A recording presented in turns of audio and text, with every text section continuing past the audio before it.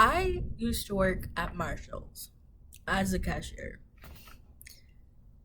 and every so often we had to ask customers to donate to charity.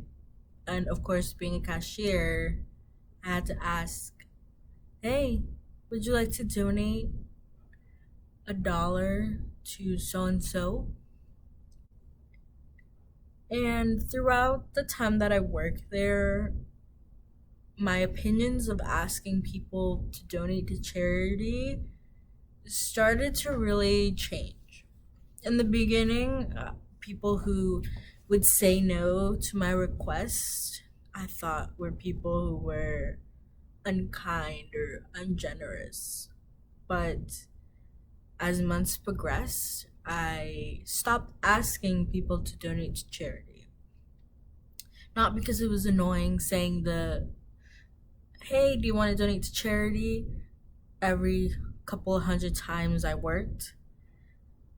It was because I realized that the only reason the company and my managers were asking me to ask customers why they wanted to donate to charity was because they wanted a tax break, not necessarily because they felt morally obligated to help others because they were such a big company.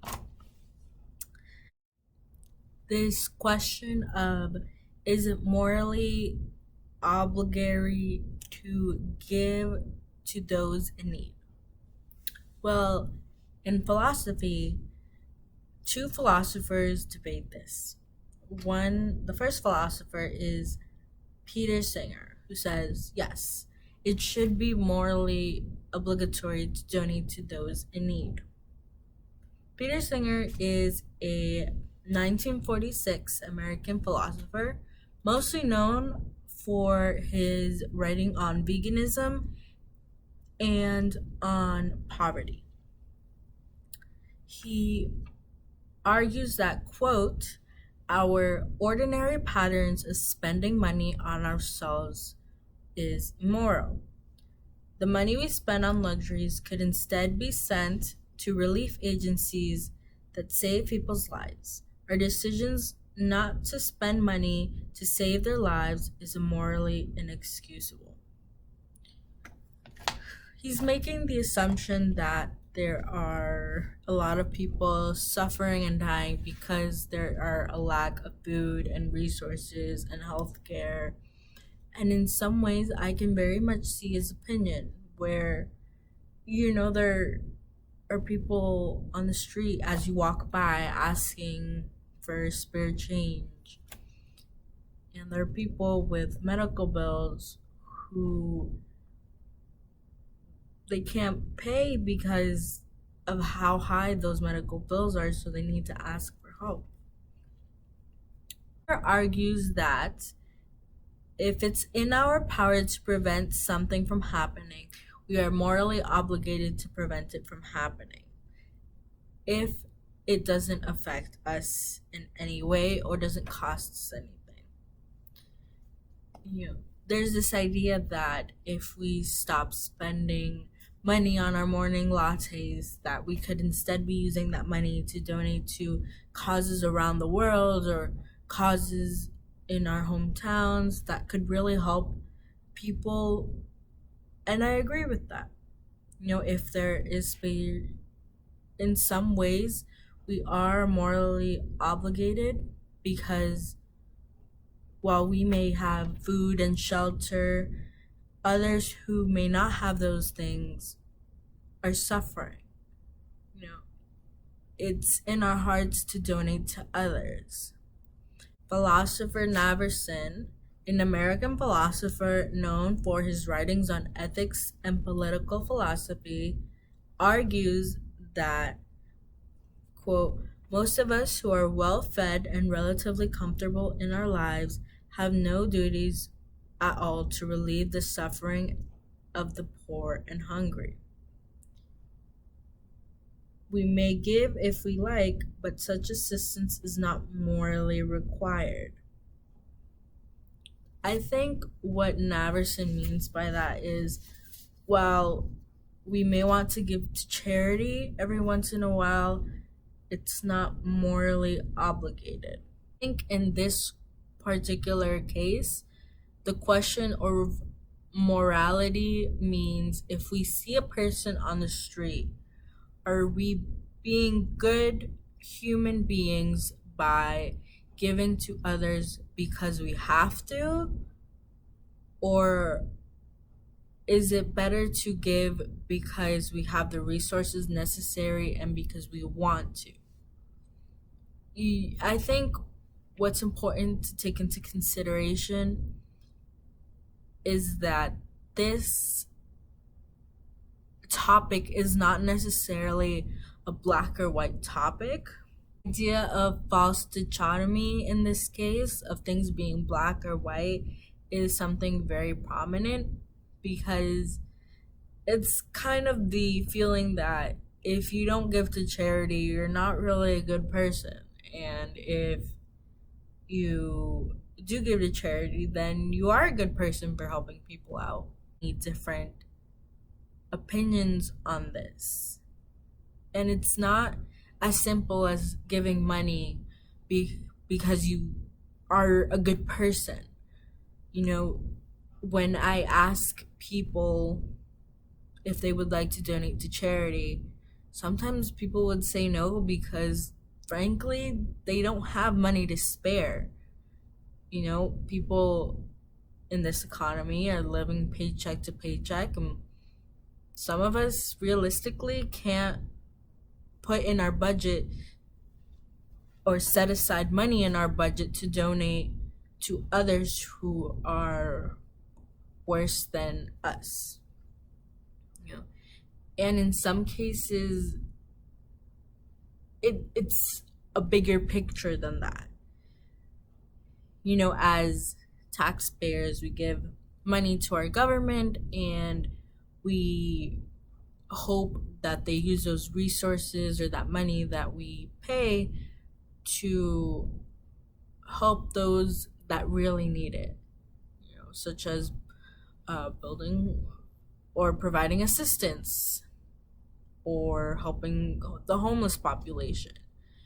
You know, if we're already doing that, how much more can we give? You know, the systems set in place kind of affect that too. And I believe we have to also look at the bigger picture. Of course, Singer's right. You know, if we can possibly spare the money, in some ways it can be morally obligatory to give those in need. No, help thy neighbor, you know. But in some senses, I can understand where Singer is coming from. You know,